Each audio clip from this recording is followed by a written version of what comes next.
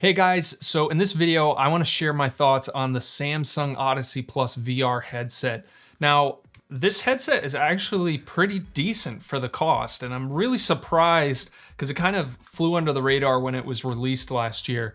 But in this video, what I want to do is go over my 6 favorite features of this headset. So let's go ahead and get started.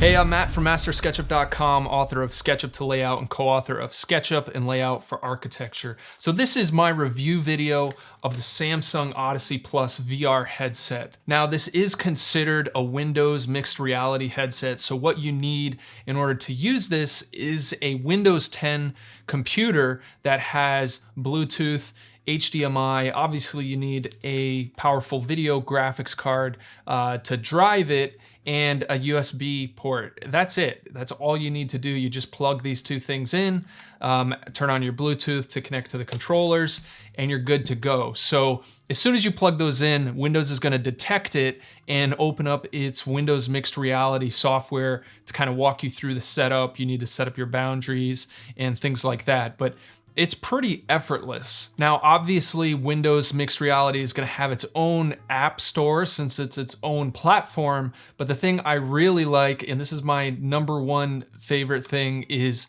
it's still compatible with Steam VR, which is like the largest VR app store, app platform, whatever you wanna call it, that's out there. So you're gonna have access to all of the greatest VR games like Beat Saber and The Lab and Pavlov and Hot Dogs, Horseshoes, and Hand Grenades.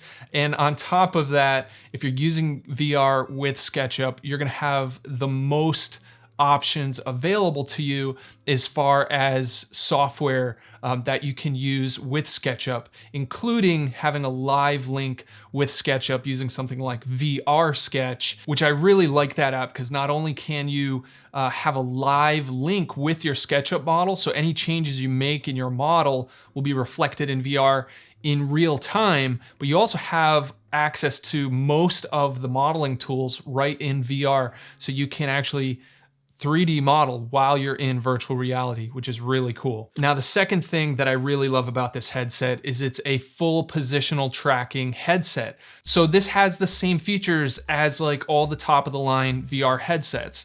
It gives you 6 degrees of freedom, which means not only is it going to know which direction you're pointing your head, but it's gonna know if you move side to side or forward and back. It's gonna track your exact position, which I think at this point with VR, that's just something you need to have if you're gonna be getting into VR. And of course, it's gonna track both of the controllers that come with the headset as well.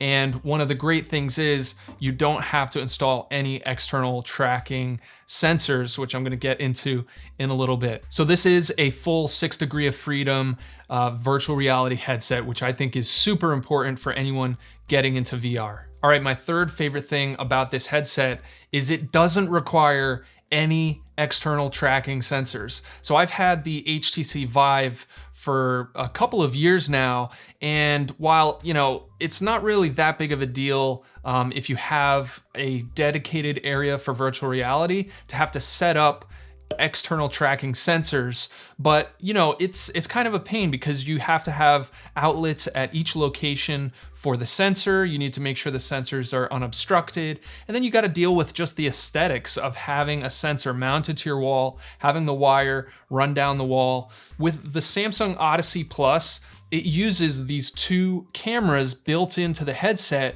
to track not only the positioning of the headset itself, but the positioning of the controllers as well. So I think this is a really good benefit for people who don't want the inconvenience of having to set up external tracking sensors, but also it just kind of makes your VR setup a little bit more portable. So if you have a laptop that you might be bringing to a job site or a client's house or anywhere you're traveling with your VR setup, not having to set up external sensors is a real benefit. Now, the only drawback with this system is as soon as your controllers leave the visible area of these cameras, they tend to lose tracking. Now, in my experimenting with this headset, I found that I only lost tracking like in certain games, like in the lab where when you're playing longbow and you're pulling back like a bow and arrow or something. As soon as you bring your hand back with the controller, you have the controller back here, sometimes it'll glitch out a little bit and you'll lose a little bit of tracking. But other than that, if you're using this mainly for Sketchup, where you're gonna have your hands in front of you and you're just kind of pointing around to transport or teleport to a new location or like pull up menus, this is gonna work just fine for you. The tracking was actually really impressive. I was actually really impressed with how well these two cameras were able to track the positioning of not only the headset, but the controllers as well. All right, my third favorite thing about this headset is the controllers that come with the headset. So for under $300, you get not only a VR headset, but it comes with these two controllers that are fully tracked inside VR. Now, the controllers are very comfortable. I actually like these better than the Vive controllers. They're just more ergonomic. And they fit in your hand really well. So you get a number of different buttons. So you have the trigger button on the front of the controller. You have a grip button for your middle finger to click. And then on the top of the controller, you have a joystick that you can move around in all directions. It's also a click button as well. So you can press that down to click. Then you have this tracking pad right next to it that's just touch sensitive, so you don't actually have to click down to manipulate that sensor, although it does also have that click sensitivity as well that you can click down to press. And then you have two menu buttons as well that you can use. Now, one thing that is unique about the Samsung Odyssey controllers versus the Vive controllers is each one is unique for the left and right hand. So they're not completely symmetrical. Well, they are symmetrical, but they're kind of, each one is shaped differently. So you're grabbing the correct controller, when you grab the left controller or the right controller. And it also has this ring here on the top, which is used for tracking, but it's also really handy when you put it down on a table surface or something like that. It's actually really stable when you set it down. They don't roll around or fall over or anything like that. Now, each one does require two AA batteries, which is a little weird. Like most controllers have like built-in batteries and you just charge them through USB. The kit does include batteries, but I would recommend just getting a nice set of rechargeable batteries that you can take out and recharge. And when you turn these on, the lights on the ring will light up, and those lights will kind of work with the cameras on the headset to help track it. All right, the fifth thing I really love about this headset is it has adjustable IPD. Now, virtual reality is actually really challenging to make visually comfortable for the user, because the lenses are located so close to your eyes that, everyone's face is slightly different in its shape. Your eyes are closer together or further apart. And those small differences actually have really dramatic effects on the visual quality of your virtual reality experience. So there's typically a very narrow sweet spot when you're looking through the VR lens where everything will look nice and sharp. And if you're drifting out of that sweet spot, it gets blurry very quickly, which can lead to not just blurriness, but it can actually lead to motion sickness and just a uncomfortable feeling when you're in VR. So the way most manufacturers deal with that is having an adjustable IPD. Now, IPD stands for the interpupillary distance. It literally just means like the distance between your eyes.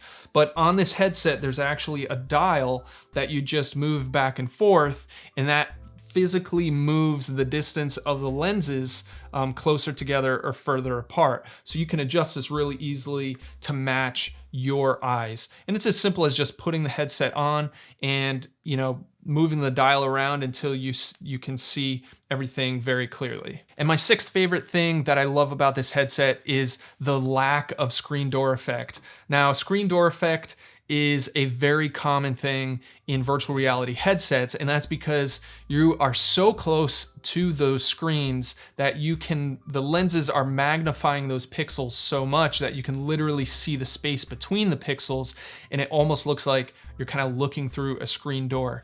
Now, Samsung has done a really good job with the quality of their displays in this headset.